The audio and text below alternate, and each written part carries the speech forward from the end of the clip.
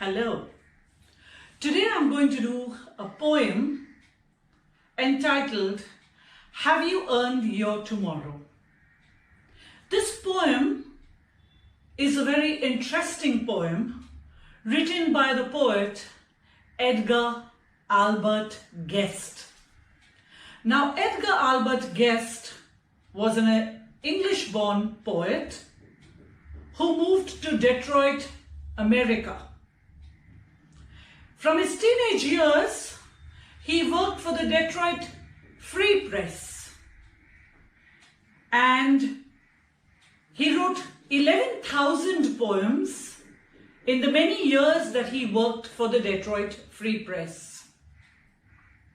His poems were written in simple language, which encouraged the ordinary man to read, to enjoy poetry, and to learn. In this poem, Have You Earned Your Tomorrow?, the poet asks many rhetorical questions. The poet wants us to introspect and to see whether we are living our lives to the fullest, whether we are utilizing the time given to us to benefit those around us, those we encounter, and those that we pass.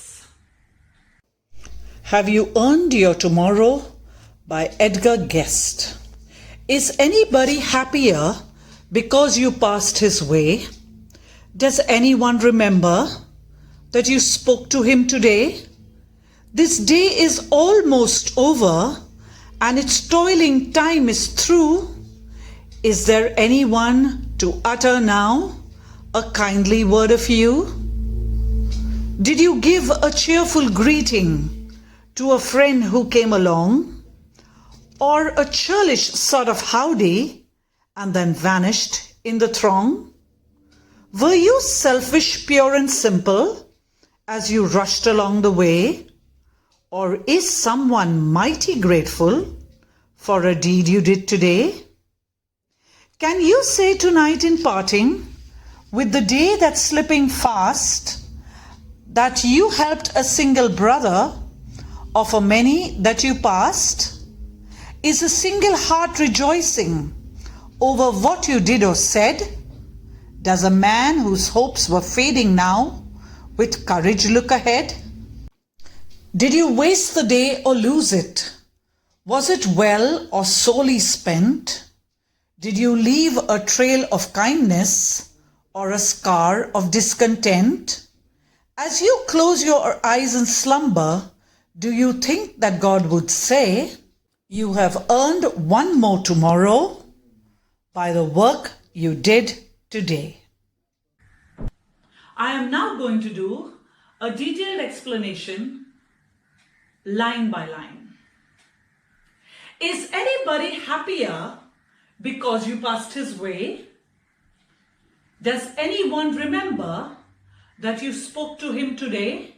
Here the poet asks us two very important questions. He asks us, have you gone out and made somebody else's day happier, better, because they met you?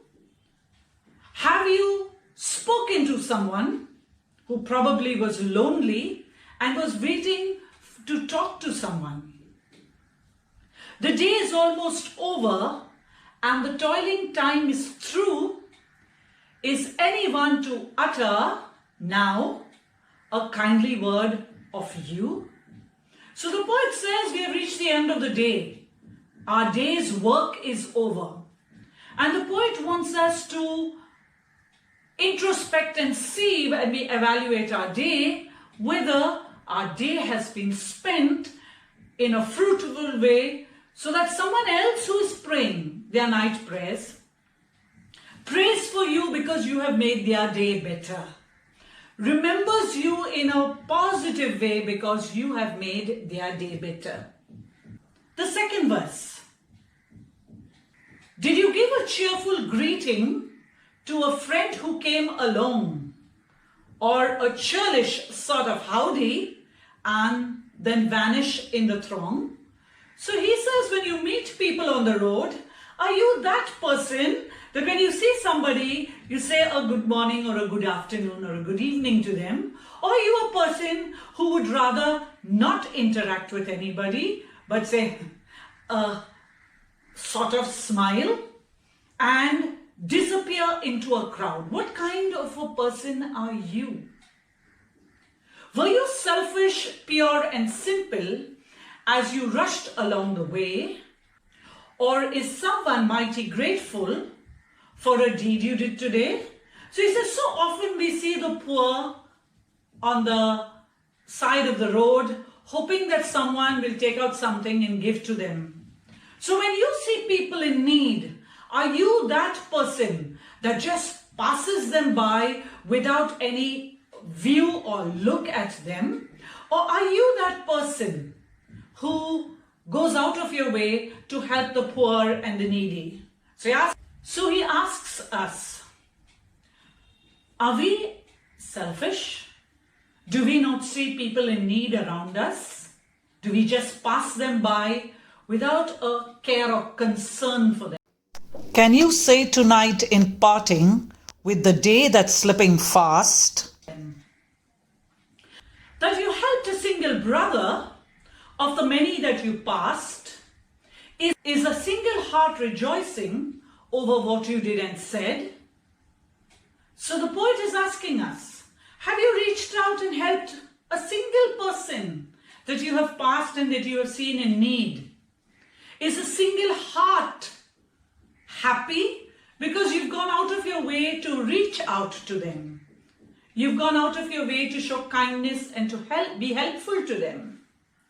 Does a man whose hopes are fading now with courage look ahead? So sometimes we meet a friend who's giving up on life, who finds life too difficult to deal with and to handle. And sometimes all that this person requires is a friend who's there to listen to them, to give them a little courage and motivation to carry on in spite of whatever is pulling them down. So the poet asks us, are you that friend? That friend that people can turn to you because you will reach out to them, because you will make their day a little bit better, because you have listened to them, you've made yourself available to them, and you've given them the courage to carry on.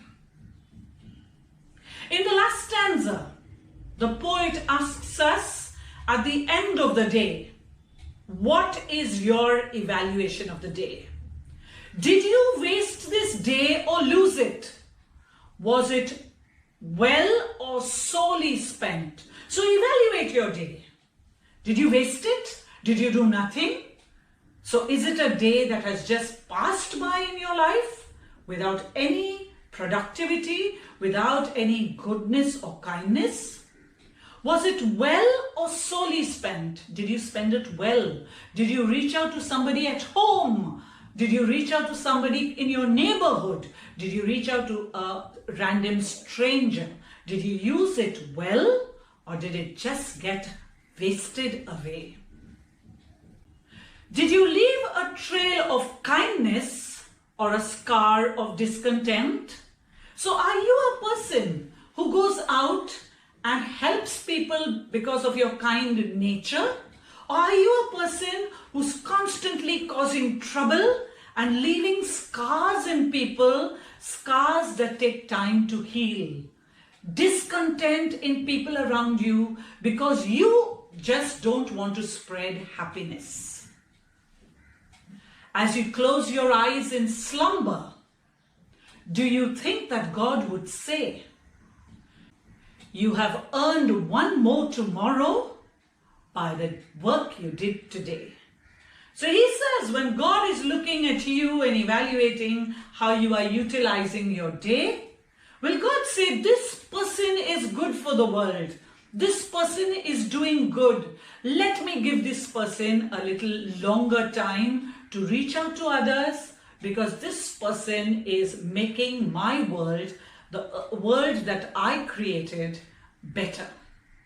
This is a deep poem. This is a poem where the poet asks us to look inside ourselves, where the poet is so optimistic that the poet knows that these probing questions that he's asking us is going to force a change in each and every one of us. The poet knows that if he questions us and if he forces us to introspect, what is going to result out of it is that people are, even if they haven't been kind, even if they haven't been helpful, even if they haven't spread joy and love around, they now have a thought process where they would probably change one single good deed at a time. The line I like the best is, have you earned your tomorrow by the work you did today? So do you deserve to be kept alive tomorrow? Because today you have utilized your day in a beautiful way. I love this because the poet forces us to introspect and to make the change in us so that we make this world a better place. This is a poem that teaches us a lot of values, a lot of thought processes that can make changes in people to make people kinder, better, optimistic, helpful. This is a poem that encourages change. In this poem, the poet has used rhetorical question as a figure of speech. Now, I would like to explain to you the difference between a rhetorical question and an interrogation. A rhetorical question is asked and no answer is expected. In this poem, the poet asks 13 questions and the poet expects no answer from you. The poet expects you to introspect. The poet wants you to go within yourself and ask yourself whether you are using your day in a better way. An interrogation, on the other hand, is a figure of speech where a question is asked and an answer is expected. Don't make a mistake with this. Remember, a rhetorical question is asked and no answer is expected. An interrogation is a question is asked and an answer is expected from the reader.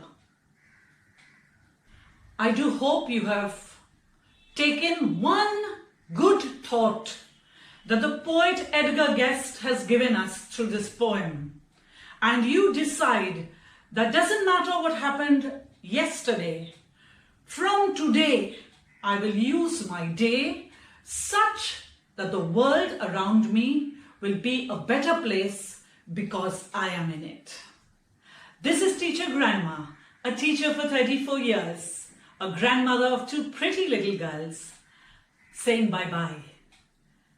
If you did like this video, like, subscribe and share. Thank you.